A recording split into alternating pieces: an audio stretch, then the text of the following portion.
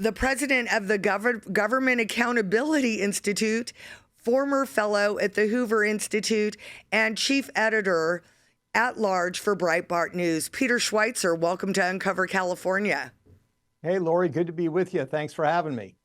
I'm so honored to have you here. You know, there's a lot of people talking about Kamala Harris like she's the new Messiah.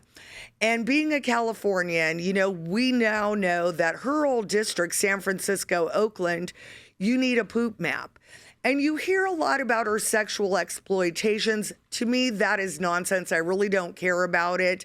But what I do care about is what got her to where she is today. You've done a lot of research on Kamala Harris and the dark money and what she did to get her to where she is today. Do you want to talk about that? Yeah, sure, Lori. I mean, Kamala Harris really arrived on the political scene in 2003 when she ran for San Francisco district attorney. She was running against the incumbent, a guy named Terrence Hallinan. And Terrence Hallinan was a progressive and he was a Democrat. But he really kind of wanted to hold powerful people into account. He didn't matter to him who those people were.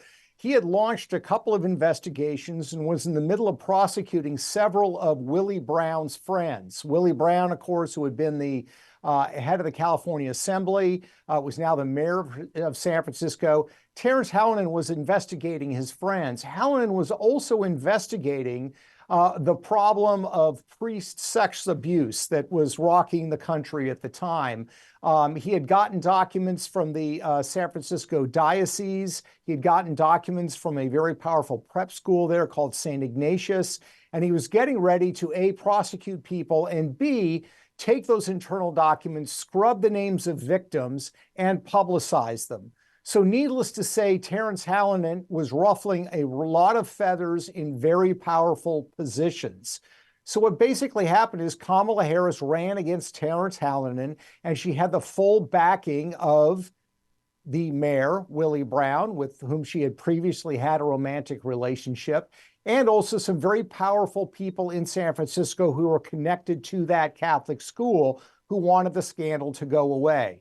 They poured gobs of money into her campaign. Willie Brown got the local unions energized, and she literally came out of nowhere. She was not known in San Francisco, and she beat Terrence Hallinan. What happened? She got into power. She dropped the charges against all of Willie Brown's friends. Some of these charges involved public safety. One of his friends was selling subpar concrete for the construction of things like parking garages and bridges that could end in disaster. The other thing that she did was she deep-sixed any investigation or exposure of the priestly abuse case in the Bay Area. So the bottom line is that the genesis of her political career, it was all about cover-up. It was all about insiders putting her into power. And for all the talking that she does about, you know, being concerned about justice and protecting innocent victims, that certainly was not the case when she ran for office and she achieved that position. But the same sort of problems occurred when she became the California Attorney General as well. You know what? And it's so scary because the thing is they're promoting her as somebody that she's not. Her policy, everything that she's doing, and being a Californian and somebody who had run for office in the past, I saw firsthand that I was being supported by grassroots supporters, the people, where piles of money from corporations and lobbyists are what supports these campaigns. In your opinion, Peter, how dangerous is it for this country if Kamala Harris were to become president? Well, if you look in the space of her position as prosecutor, you see that she covers up for political allies and she goes after her political enemies. I mean, look at when she became California Attorney General in 2010. One of the things that was happening around the country is there were investigations taking place of health nutrition supplement companies for making faulty, exaggerated claims about what their products would do. The Department of Justice was looking at it, the Federal Trade Commission in Washington, D.C., and her office in San Diego said, we need to investigate these companies. They're located in California. We've done it as it regards other industries, we need to go after these 6 companies and investigate. Kamala Harris shut it down, totally out of character for her. Why did she do it? Well, it turns out that, lo and behold, her husband's law firm, Venable, represented all 6 of those companies.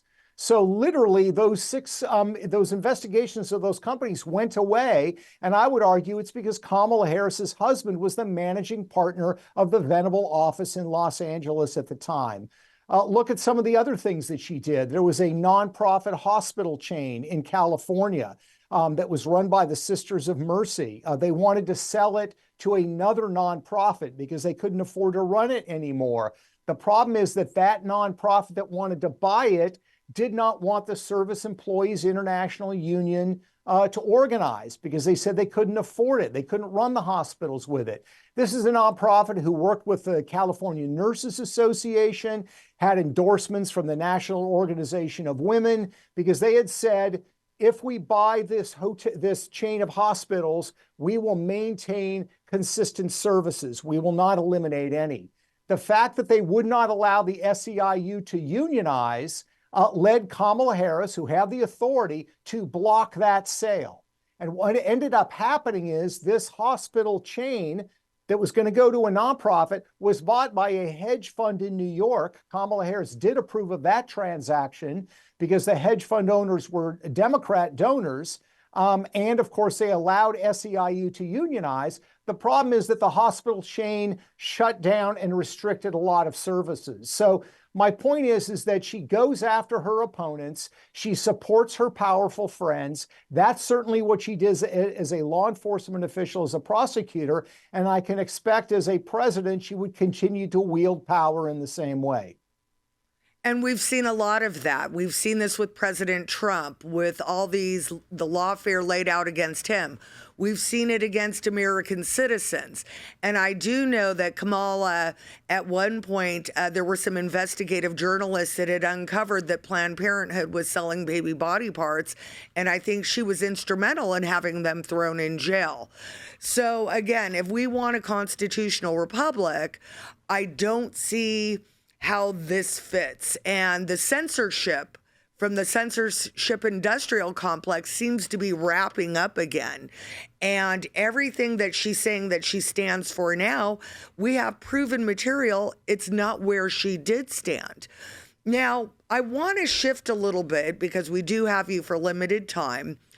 I want to talk a little bit about the national security threat of the Biden administration and their connections to the CCP. You know, I don't want this story to go away. I don't think that Joe should be able to walk from the money laundering that they have done with foreign nations. Do you want to get into that a little bit?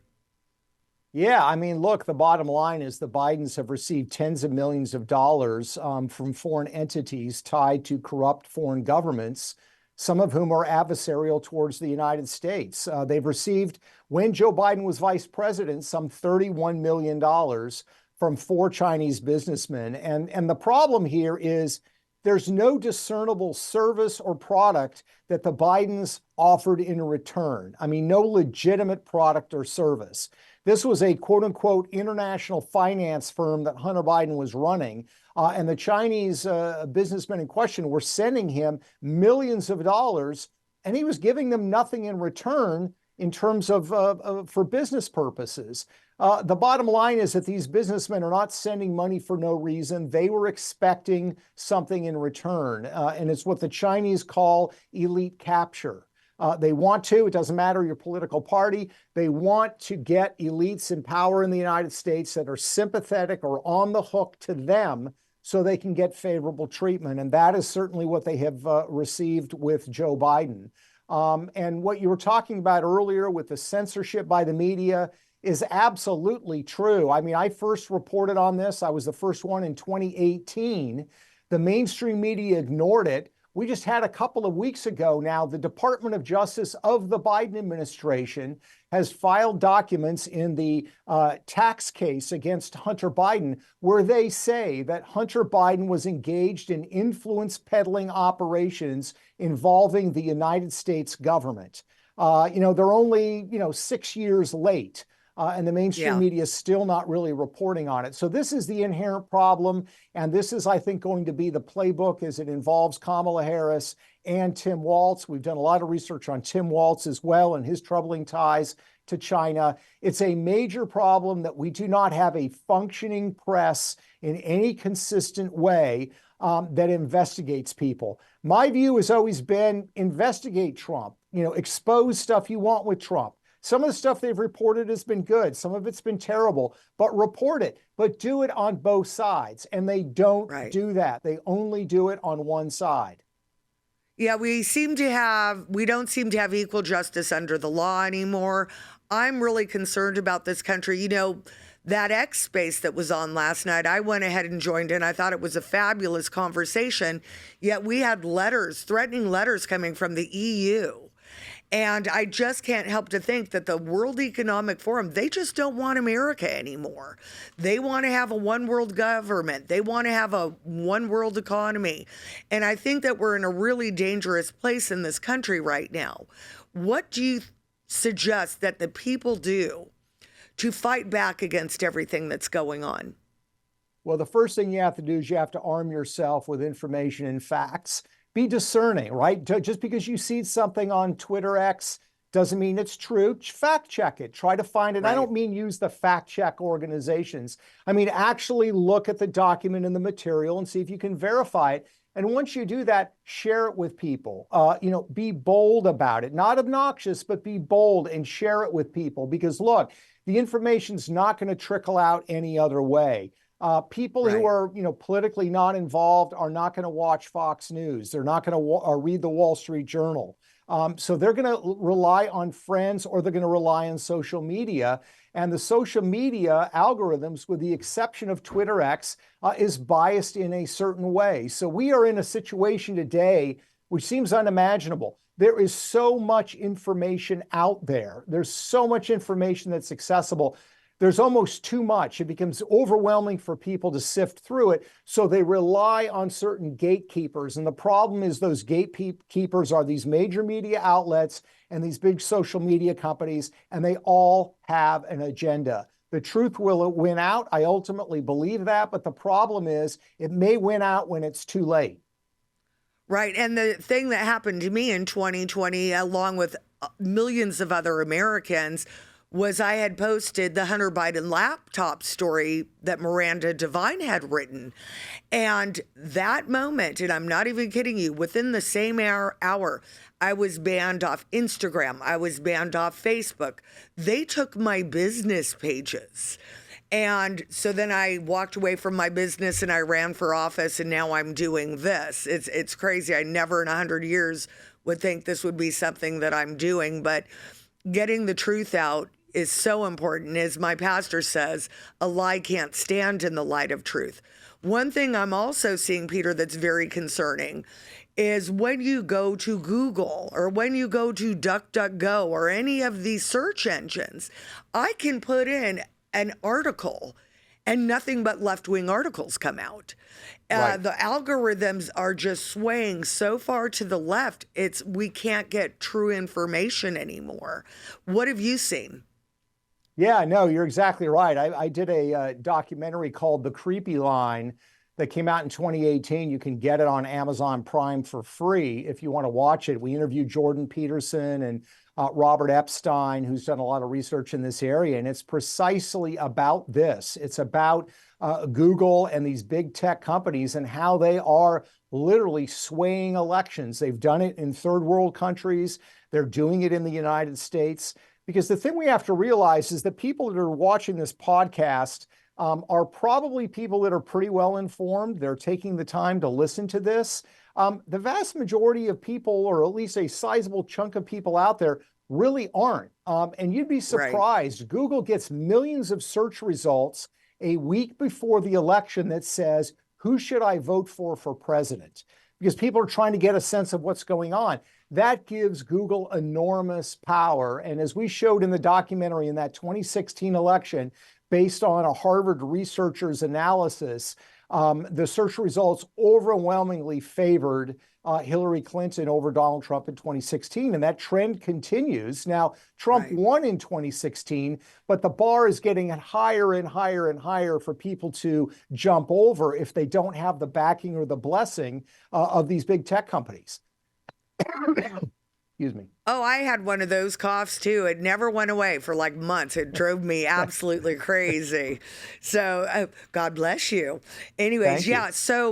So you brought up Hillary Clinton, and I think that that's one thing that a lot of American people are really frustrated with, is we're not seeing equal justice under the law again. We know that she deleted her server, that she smashed her cell phones with, hammers, bleach pit, everything. We see what's going on with the Bidens, and yet we're seeing this lawfare come against conservatives. I'm actually going to be premiering a movie in about a week and a half. I'm trying to get a bunch of people that have made these films like yours and get them in front of audiences. So the January 6th defendants, I've got a friend that did nothing wrong, and he's actually fighting. The government's trying to get him to do a plea deal so they could get that guilty verdict out of him, and he's fighting it, and he's been fighting it for 4 years. We are just seeing American citizens thrown in jail. The guy that did the meme about Hillary thrown in jail. Nothing ever happens to these people. Tell everybody what you uncovered about Hillary real quick. I know we're getting limited on time here.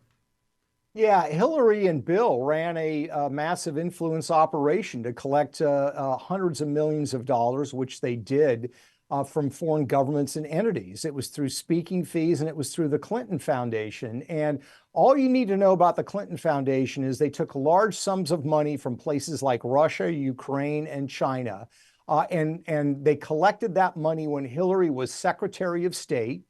In other words, our chief diplomat, and when she was running for president in 2016. And guess what? When she lost the presidency in 2016, all that money dried up. The Clinton Foundation donations dropped more than 80%.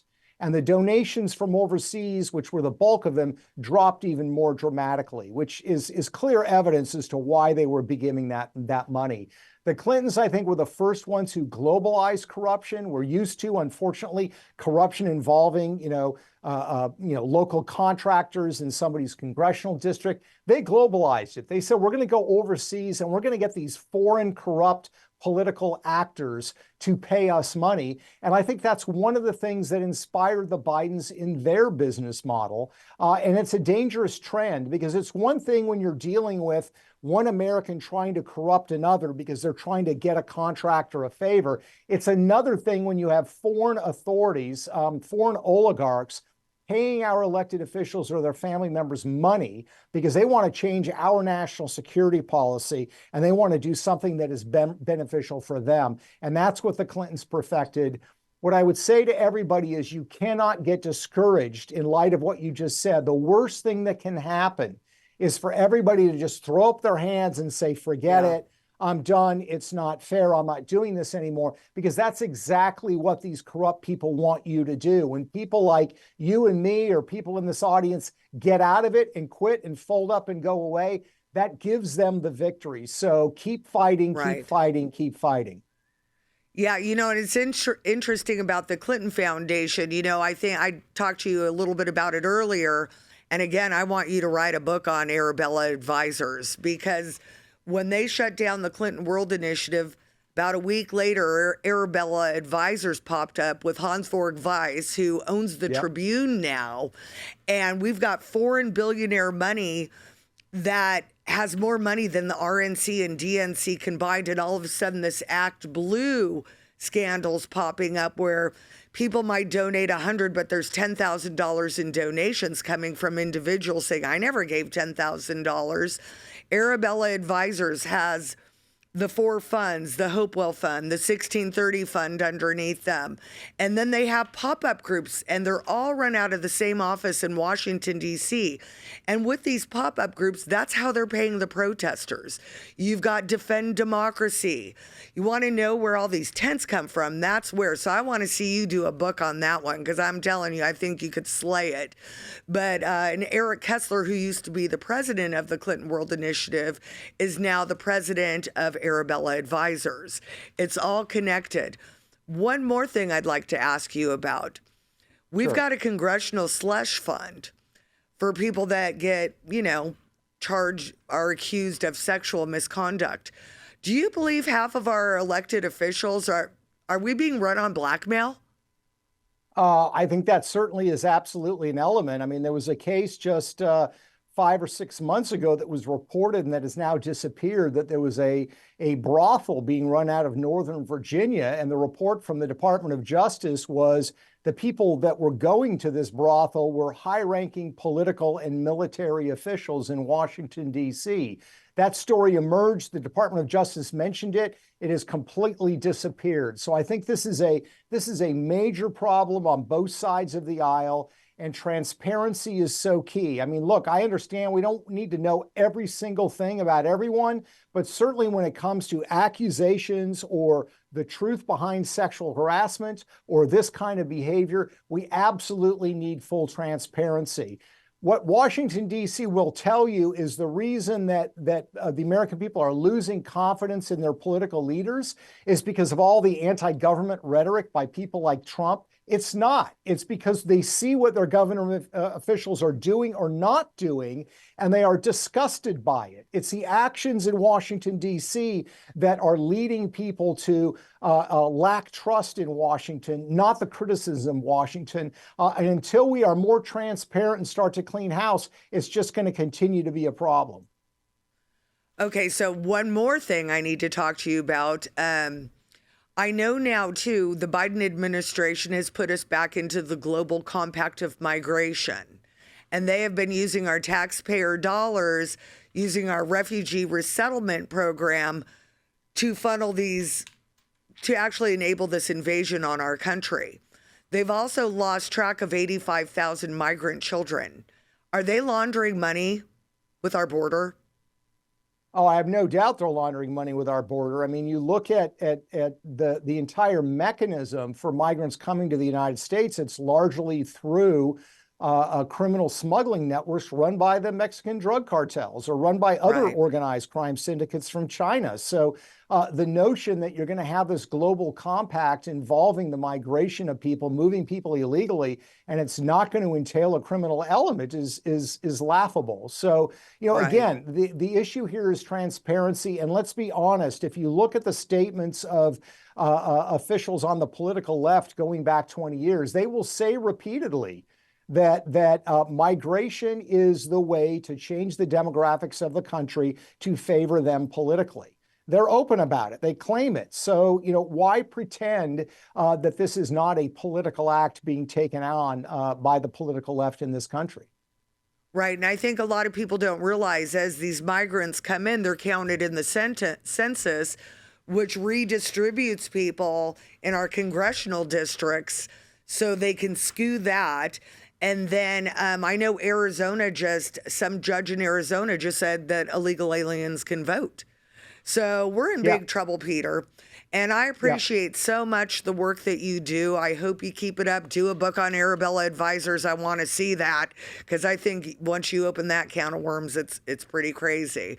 And not enough people talk about it. But let people know where they can find you and... Well, I appreciate it. Yeah, you can find our podcast at thedrilldown.com, or you can go to peterschweizer.com, which is my website. And of course, I'm on Twitter X at Peter Schweizer. And I really enjoyed the conversation, Lori. Thanks for including me.